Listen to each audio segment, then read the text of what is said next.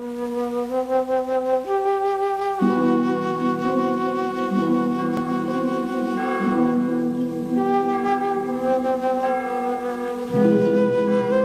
in a cathedral in Turin, Italy, is the Holy Shroud. Millions of pilgrims have journeyed from around the earth to view what they believe is the burial cloth of Jesus Christ. Today, scientists are using modern technology to investigate the authenticity of this ancient relic. A young skeptic, however, has come forward with a claim he can prove the shroud is a fraud. Is this the face of Christ, or a forgery perpetrated by some unknown genius?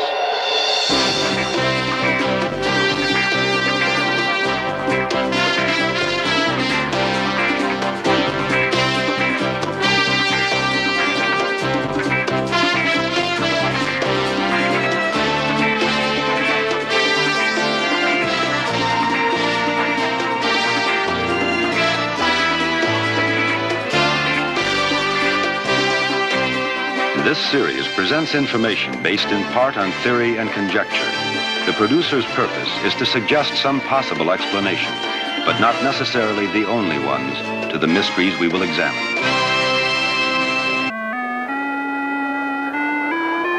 Three and a half million people came to Turin, Italy in late 1978. Each day, they lined up patiently in the hot sun, waiting for one brief glimpse of the most controversial relic in all of Christianity, the Holy Shroud of Jesus Christ. While they waited in the streets of Turin, vendors hawked cheap imitations of the face on the shroud.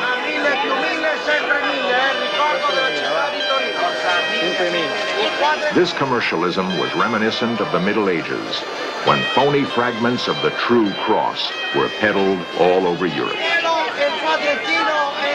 The shroud would be displayed for 6 weeks and then locked away for a half-century or longer. It was literally a once-in-a-lifetime opportunity. The Holy Shroud, an old piece of linen 14 feet 3 inches long. Between the stains, burn marks, and patches, the image of a man, his hands crossed in death. The image on the shroud is extremely faint. It tends to fade into the weave of the cloth. Blood stains at the head and at the hands are hard to see.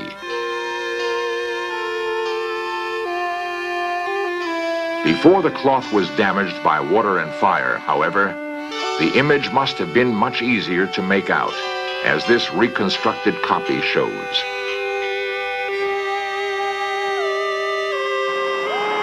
A professor of theology from Chicago's Loyola University, the Reverend Francis Philus, had to wait 30 years for his first glimpse of the relic.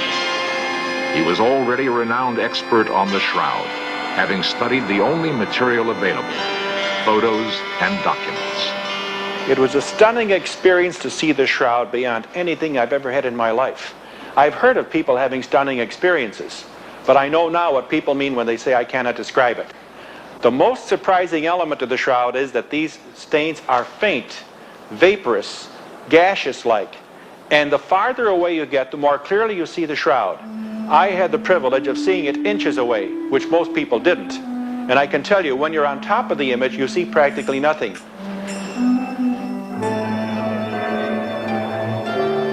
In 1978, Philus was in Turin with a select team of American scientists.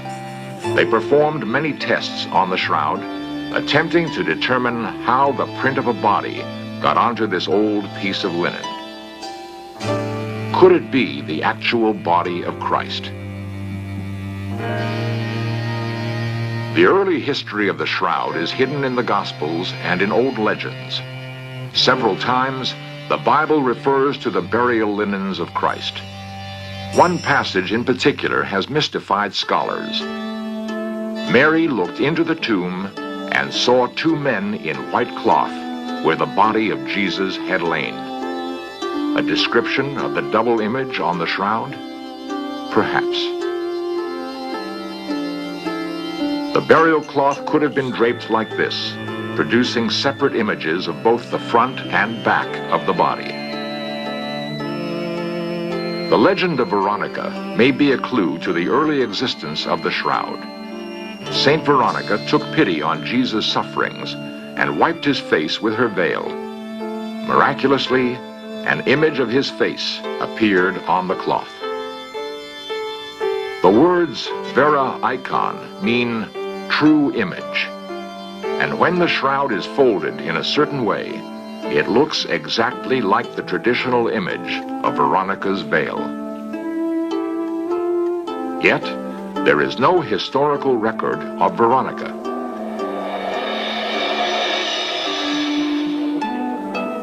Edessa is a small town in Turkey.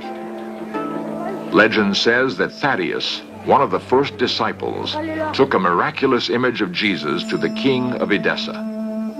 The king was cured of leprosy and converted to Christianity. Then, during a wave of persecution against the new religion, the cloth vanished. 4 centuries later, workmen repairing the city gate made a startling discovery. Sealed into the wall, the miraculous image had remained untouched for 400 years. Stories of the miraculous image of Jesus filtered back to Europe and actually prompted the Crusades. Of course, no single historical object can be held responsible for the hysteria which sent thousands of knights and children off to the Middle East. But they had one goal in mind: capture the Holy Land and bring the famous religious relics back to Europe. The Crusaders sacked Constantinople in 1204. However, the shroud with the image of Christ had again vanished. About 600 years ago, the shroud shifted from legend to history. In 1352, it was discovered in Lire, France, but there is no record as to how it came to be here.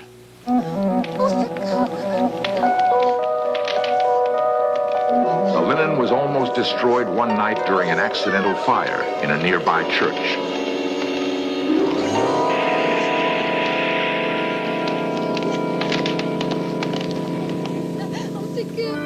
The image itself was barely touched by the fire.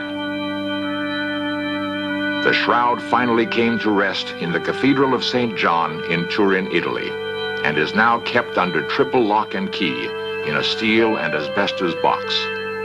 Fearful of further damage, church officials allow it to be shown only once or twice a century. The face on the shroud may be a clue to the remarkable consistency of Christian art.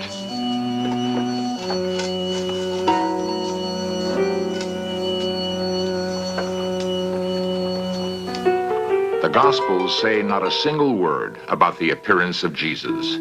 We would expect artists to portray him in a million different ways, but this is not the case. Painters learned from their masters, and the masters in turn learned from their teachers. Even the most brilliant detective should become lost in a tangled web of art history extending back for 2,000 years.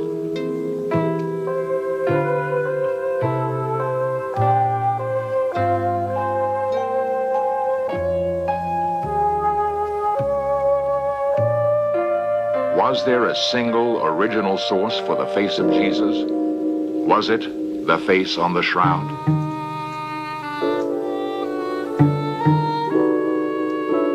The shroud would probably have been all but forgotten, except for an amazing discovery in 1898. Secondo Pia, a lawyer and amateur photographer, was given permission to make the first photo of the holy relic. He was overly cautious, knowing he wouldn't have a second chance. In the morning, the shroud would again be locked away for many years.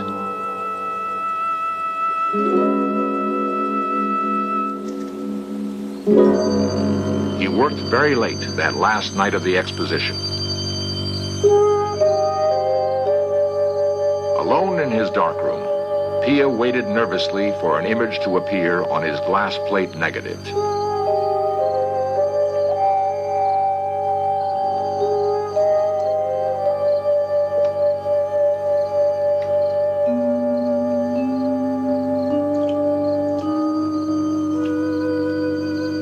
first, he thought something had gone wrong. His negative didn't look like a negative. Secondo Pia said, "I was the first man since the apostles to see our Lord's actual face." His discovery was to trigger intensive scientific investigation.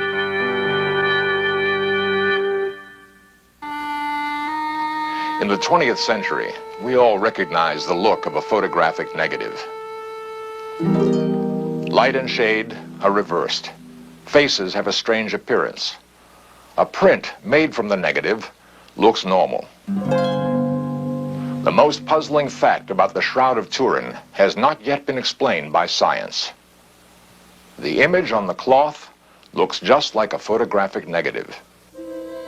The eyes seem open and staring, like a medieval icon. When we take a picture of this image, however, a wealth of accurate detail suddenly appears. The eyes are seen to be closed in death. The body contours become clear. In other words, the shroud itself is a sort of photographic negative, dating from centuries before the invention of photography, before anyone had seen or even imagined what a negative image would look like. The shroud is something like the corpse in an Agatha Christie mystery. You've got it on your hands. Whether you like it or not, you've got to explain it.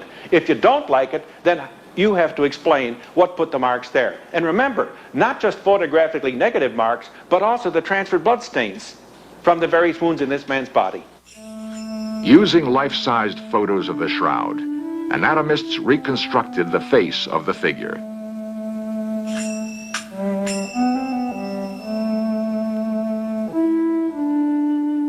He was, they report, 5'11" and weighed 180 pounds.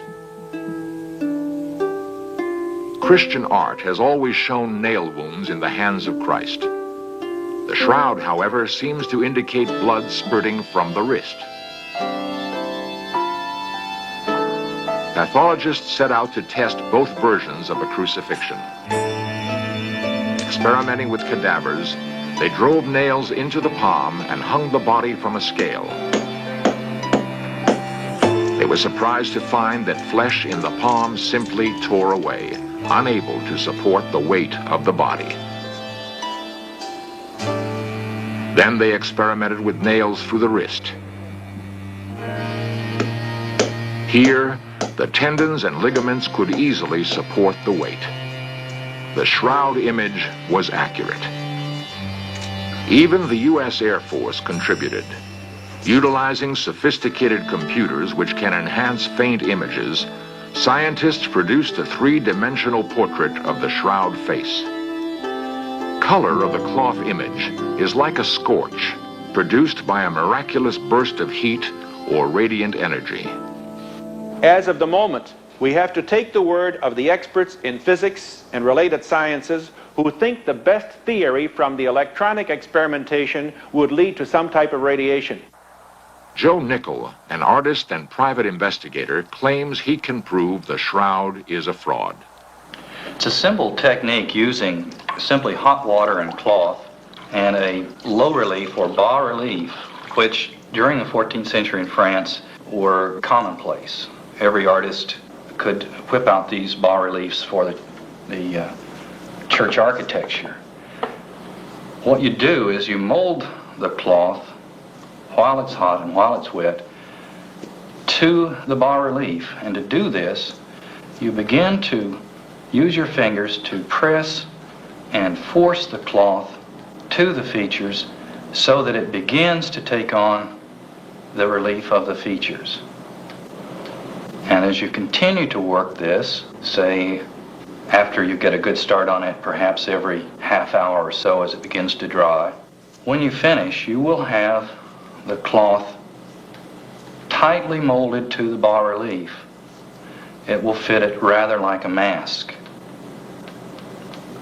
Since the Gospel of John refers to the burial spices myrrh and aloes, and since aloes has a potent staining property, I decided to try that. I first tried just the aloes, and it's a little too potent, tends to smudge. So if you tone it down with the myrrh, it works beautifully in about a 50-50 mixture, and it does not penetrate the fibers of the cloth, just as the imagery on the shroud does not penetrate the fibers of the cloth. Homemade dauber, cotton, piece of cloth, piece of tape.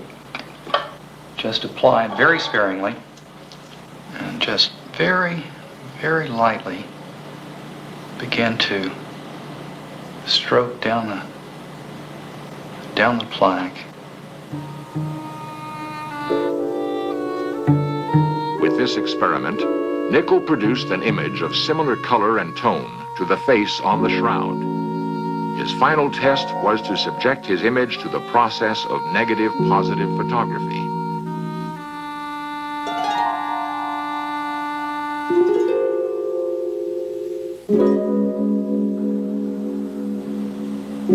The results divide into about 3 categories. Under technique, it allows the artist to view his work as he progresses. It's consistent with the opinions of 2 official Shroud Commission members that it was an artistic printing technique, probably using a model or molds. And of course, it's consistent with 14th century technology. The pigment is a light brown color, deceptively similar to a scorch. It doesn't penetrate the fiber bundles and doesn't leave brush marks. It doesn't look like a painting. Under imagery, of course, it's a perfect negative produced in an era that had no foreknowledge of photography. You needn't desire a negative image, it simply automatically produces a negative image. Altogether, there are more than 50 points of similarity between this technique and the imagery on the shroud. I think it's conclusive. This is wrong on at least 24 counts, of which I can mention only a few here. First of all, there were 3,300,000 people at Turin during the exposition. Again and again, people in the crowd commented, "Now I can see forgery is so impossible because these marks themselves are so gaseous, so hard to see." Then we would say, why would any medieval forger put nail wounds here in the wrist, contradicting the medieval tradition that the nail had been in the palm? Still another factor. We must not forget that Dr. Max Fried, the Swiss criminologist, took off the shroud 48 different pollens, microscopically identified, and 13 of them come from plants that are botanically identified, that are indigenous, native, that is, only to ancient Palestine and growing in Israel right now. In October 1978, a chance arose to resolve this question of forgery. 30 American scientists were given 4 days of uninterrupted access to the shroud. No motion pictures were allowed, but these stills were taken while the scientists were utilizing techniques such as X-ray, infrared, ultraviolet, and minute particle sampling. Their results will certainly generate more controversy. Unfortunately, the one test which could eliminate the possibility of forgery has not been allowed. Radiocarbon measurement could show how old the cloth of the shroud is. The only hitch, you have to burn a piece. In Rome, Contessa Marie Antoinette Nicastro, an advisor to church officials, was shocked by the American scientists' request. That they asked us to experiment carbon 14. The Contessa believes the shroud is vitally important to both science and faith, but the permanent loss of such a large sample would be too great a sacrifice. The scientist's request was denied. A solution to this impasse between the church and science was recently proposed by a nuclear physicist from Rochester, Dr. Harry Gove. The conventional technique would need a piece of cloth about the size of a man's handkerchief, whereas our technique could do it with a single thread about 8 inches long. Dr. Gove has adapted a nuclear accelerator to date extremely small samples of organic material. He feels he has already proven the accuracy of this technique. We got a sample of Egyptian mummy cloth, linen cloth, which is similar to the shroud material, and its historical date is known, and it was also dated by the conventional technique, and we measured it, and we got an age of 2,050 years with an error of about plus or minus 80 years, and that agrees with both of the other measurements. So we feel pretty confident we can do it. Is the shroud 600 years old and therefore a forgery, or 1900 years old and possibly authentic? Never before have church officials sacrificed even the smallest piece of a holy relic for scientific testing.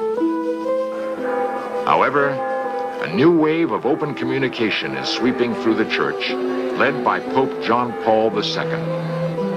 The ultimate decision to burn a piece of the shroud may rest with this man.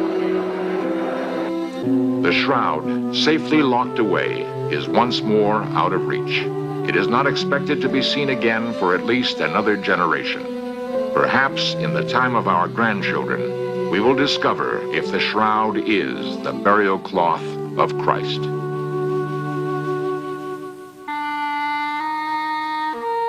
Can there be scientific tests as for the crucifixion and resurrection of Jesus Christ? As for the resurrection, I think we should note that the resurrection of Jesus is a dogma of Christianity that by definition is a miracle and therefore beyond human comprehension. No scientific law could be involved in that case. That is a question of religious faith. As for the crucifixion, however, this is a historical fact subject to our own laws of human life. And therefore, the shroud can be used to give us evidence of a crucified Jew 2,000 years ago. And of course, mathematically, this would lead to the identification with Jesus Christ. The disciple Thomas was the first skeptical scientist. He asked for proof of the resurrection. Jesus obliged, and then reminded him, "Blessed are those who have not seen, and yet have believed."